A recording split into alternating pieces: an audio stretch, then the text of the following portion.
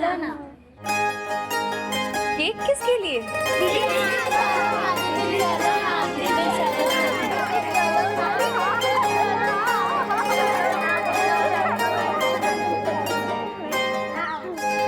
किसका birthday?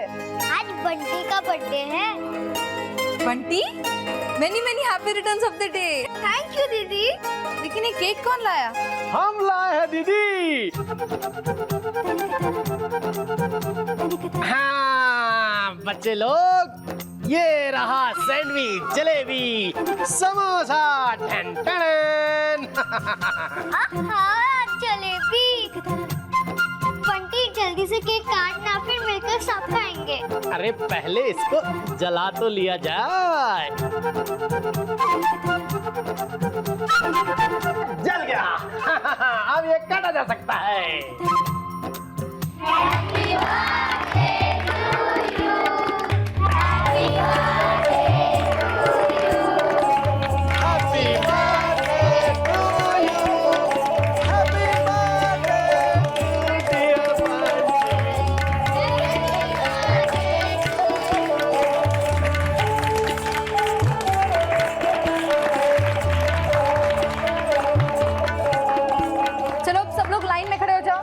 Cake हम भी लाइन में लगेंगे। बोला राम, तुम जरा बाहर आओ।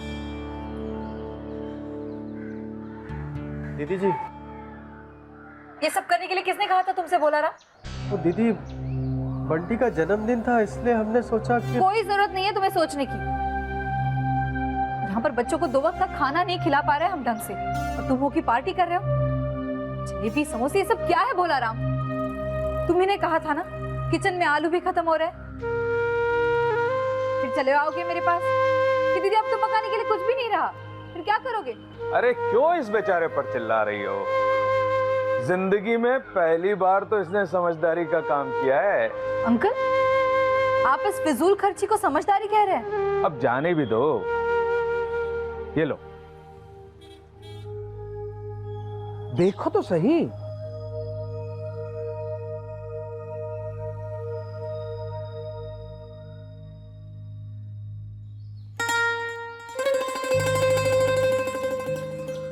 अंकल, इतना बड़ा डोनेशन कहाँ से? पंकज के बारे में बताया था ना मैंने तुम्हें। देखो कितनी जल्दी जवाब आ गया। अब हमें और कहीं जाने की जरूरत नहीं है। 40 बच्चे और आ जाए तब भी हमें कोई प्रॉब्लम नहीं। और हाँ, हम भी सभी लोगों को मकाई का चिवड़ा खिलाएंगे। और वो क्या कहते हैं, कॉर्नफ्लेक्स। दीदी, हम खाना खा के आए? ओह सॉरी, जाओ जाओ खा लो। यकीन नहीं हो रहा अंकल, आज के जमाने में भी ऐसे लोग हैं जिन्हें औरों की खुशियों की इतनी परवाह होती है। Thank you so much Pankaj.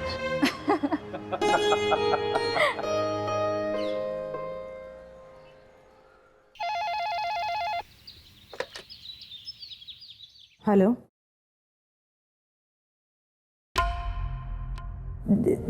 जी जी हाँ, जी जी पहुंच जाएगा दीपू जी।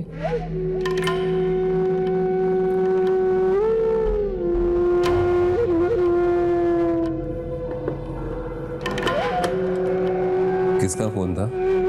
किसका हो सकता है?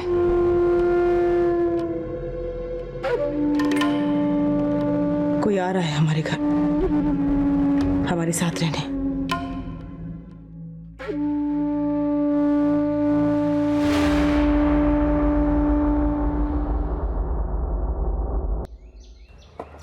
अंकल, ये देखिए बच्चों ने बनाया। अरे ये सब किस लिए? जिस भले इंसान ने मुसीबत में हमारी मदद की, उसका शुक्रिया अदा तो करना ही चाहिए ना। और उसके लिए इन फूलों से बेहतर और क्या हो सकता है। और ये देखिए, बच्चों से मैंने लेटर भी लिखवाया, रंग बिरंगी पेंसिल से। खूबसूरत है ना? अंकल, ये लाल फूल अगर बीच में डाले तो और अच्छा दिखेगा ना? फूल भी सुंदर हैं, चिट्ठी भी प्यारी है, पर ये पंकज के लिए नहीं है। पंकज के लिए दूसरी चिट्ठी है, मैंने पहले से ही तैयार करके रखी है।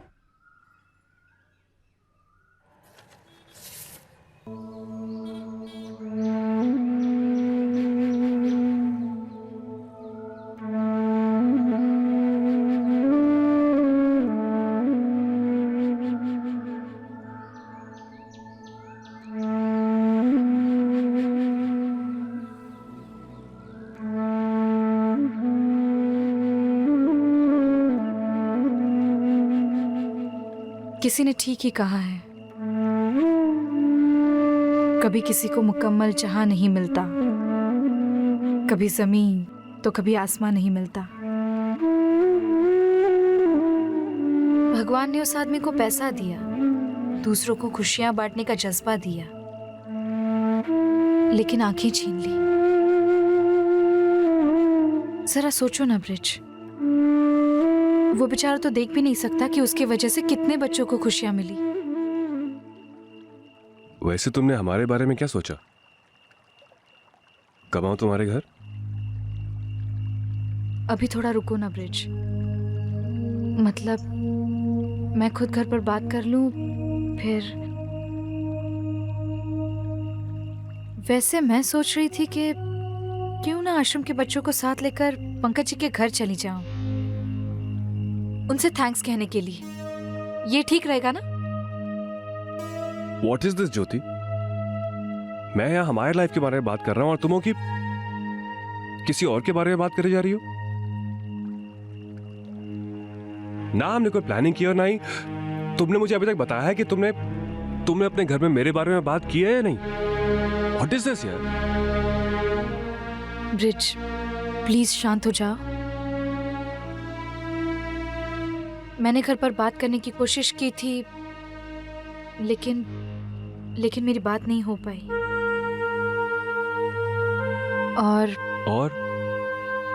और क्या? और मैं भी नहीं चाहती कि तुम अभी घर आओ। तुम नहीं चाहती? तुम क्यों नहीं चाहती ज्योति? ब्रिज मेरी कुंडली में मंगल है, जिससे भी मेरी शादी होगी उस पर इसका बुरा असर हो सकता है। कुछ और साल इसका असर रहेगा।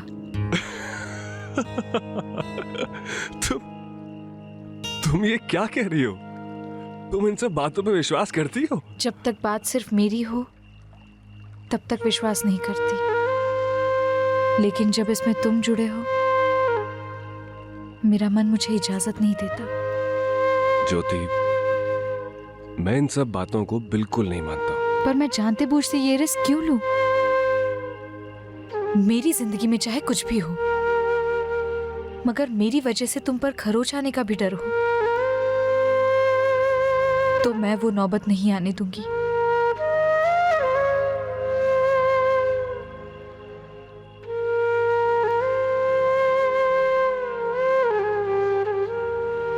You take your time. मैं चाहता हूं कि हम जब भी कोई फैसला लें तुम उसे शांत मन से लो,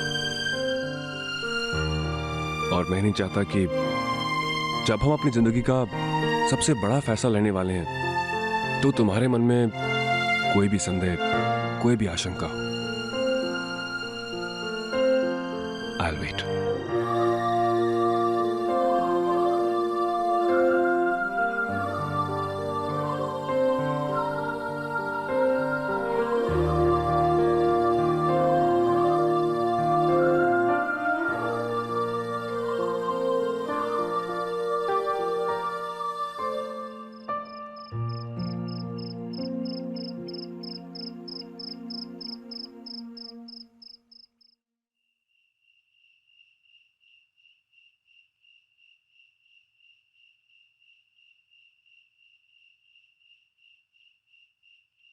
सुधा दीदी,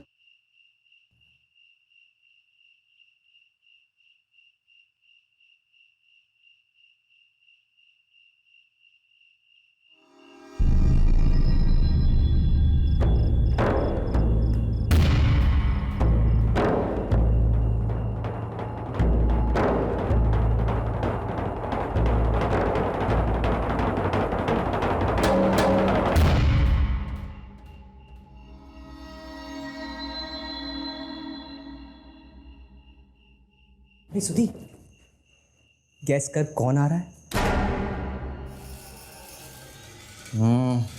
तेरे से तो कुछ पूछना ही बेकार है। अच्छा, ये बता कि तेरी जिंदगी में सबसे इंपॉर्टेंट कौन है?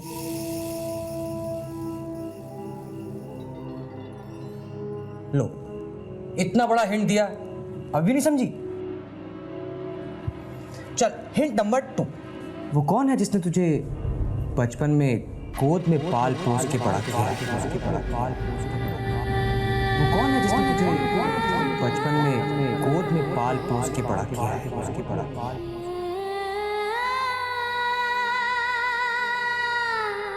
तुझे इतने अच्छे अच्छे संस्कार दिए, तुझे इतना समझदार बनाया, तुझे इतना स्मार्ट बनाया।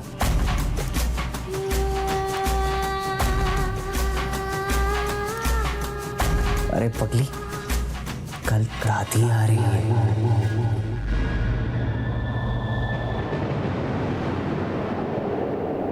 कल दादी आ रही है।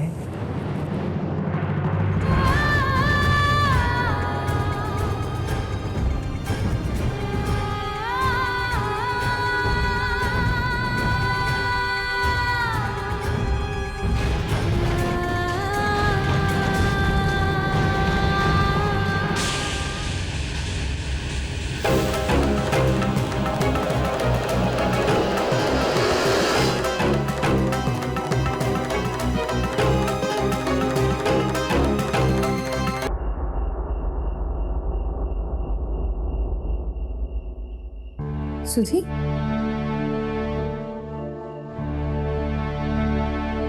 जा जाकर हाथ मुंह धो ले। जा ना, जा।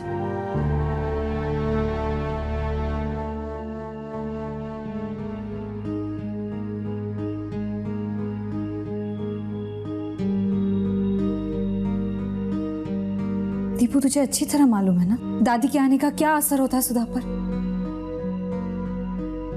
हाथ जोड़ती हूँ तेरे।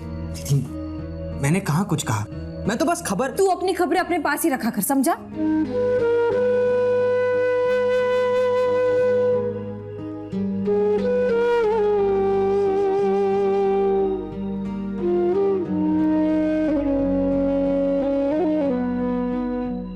कब आ रही है? कल सुबह।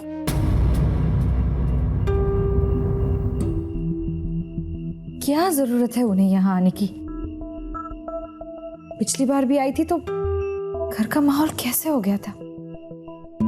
हमारी लाख कोशिशों के बावजूद जाते जाते कितना सुना गई थी हमें, ये ऐसा क्यों, वो वैसा क्यों, पता नहीं मैं यहाँ क्यों आई, इससे अच्छा तो हरिद्वार जाती तो अच्छा होता। अरे मन नहीं लगता है तो क्यों आती है यहाँ? तो क्या करती मैं? मना कर देती कि मत आइए बेटे के घर पर। पहले क्या कम सुना है उन्होंने मुझे, जो एक मौका और देती जिंदगी भर ताना सुनने के लिए।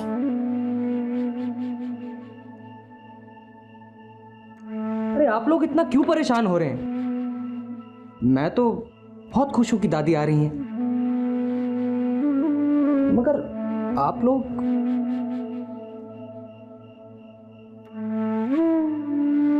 मैं चलता हूं।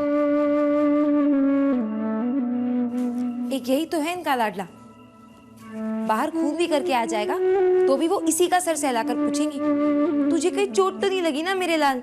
जैसे हम सब तो बस ऐसे ही है ना। पता नहीं दादी को इस उम्र में इन सब बातों से परेशानी क्यों होती है। यही क्यों? बाकी बातें चीनी मिट्टी के बर्तनों से मैं नहीं खाती, अशुद्ध होता है। बिना मलाई के कोई खाना होता है क्या? ओफो, कितनी गर्मी है, जाने कूलर कब लगेगा इस घर में।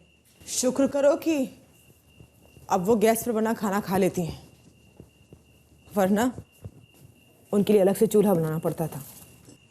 वो अच्छी तरह से जानती है इस घर को कैसे चलाते हैं हम, फिर भी उनकी जरूरतें और शिकायतें इस घर का बजट ध्यान में रखकर नहीं होती। जरा सा भी एक्स्ट्रा खर्चा हो जाए तो समझ में नहीं आता है कि उस खर्चे की भरपाई क्या काट कर करूं।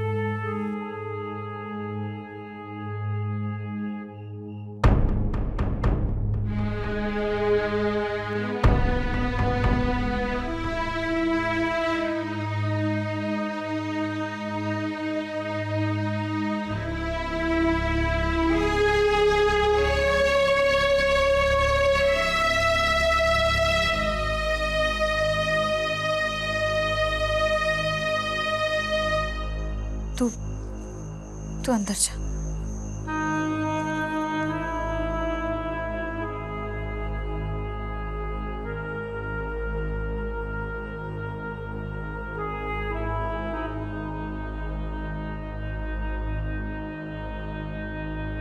पापा, आपको मेरी बात का बुरा लगा? सच में मैंने दादी जी का अपमान करने के लिए वो सब नहीं कहा। मुझे चिंता तो बस इसी बात की है। मैं जानता हूँ बेटा, इस घर के लिए तू जो जिम्मेदारियां निभा रही है असल में वो मेरी है। नहीं पापा, वो जो सच है वो सच है बेटा। माँ का स्वभाव, उनकी आदतें छुपी नहीं है मुझसे, पर मैं क्या करूं ज्योति, माँ तो माँ होती है।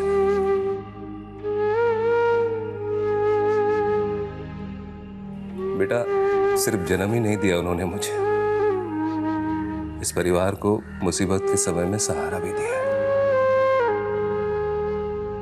तेरी माँ का बोझ कम करने के लिए सुधा को उन्होंने ही पाल पोस कर बड़ा किया, और वो भी हमसे पैसों की मदद लिए बिना। ये बहुत बड़ा एहसान है उनका मुझ पर। लेकिन पापा, आपको नहीं लगता हम उस एहसान की बहुत बड़ी कीमत चुका रहे हैं?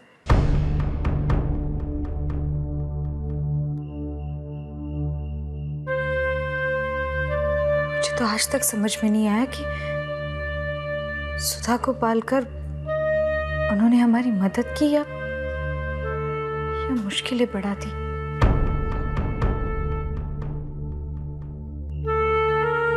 सालों बाद आज भी जब सुधी दादी जी का नाम सुनती है तो चेहरे का रंग उड़ जाता है उसके।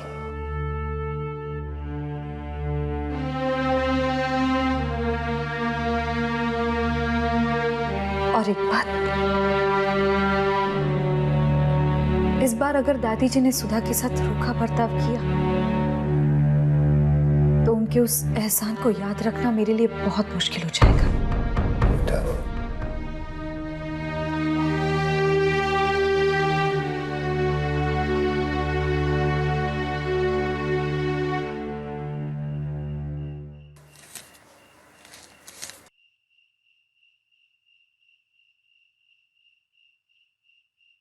सुधी, क्या कर रही है? कल की तैयारी। ला मुझे दे।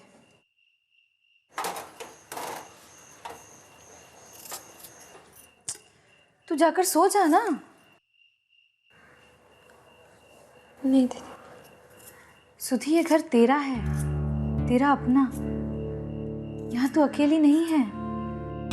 और पापा हमेशा कहते हैं ना, समय के साथ सब बदल जाता है। शायद थोड़ा सा चेंज दादी में भी आया हो।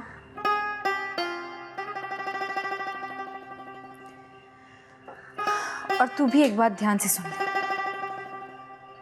जवाब देना सीख। कोई भी आके तुझसे कुछ भी गलत बात कहे तो चुपचाप सुन मत, चाहे वो दादी ही क्यों ना हो। जा, अब जाकर सो जा। सुबह जल्दी उठ जाना और लाइब्रेरी जाकर अच्छे से पढ़ना। नहीं दीदी, मैं कल लाइब्रेरी नहीं जाऊंगी। क्यों? दीदी, अगर वो आई और उन्होंने देखा मैं घर पे नहीं हूँ तो कुछ नहीं होगा। तू जाकर सो जा, मैं सब संभाल लूंगी। जा ना।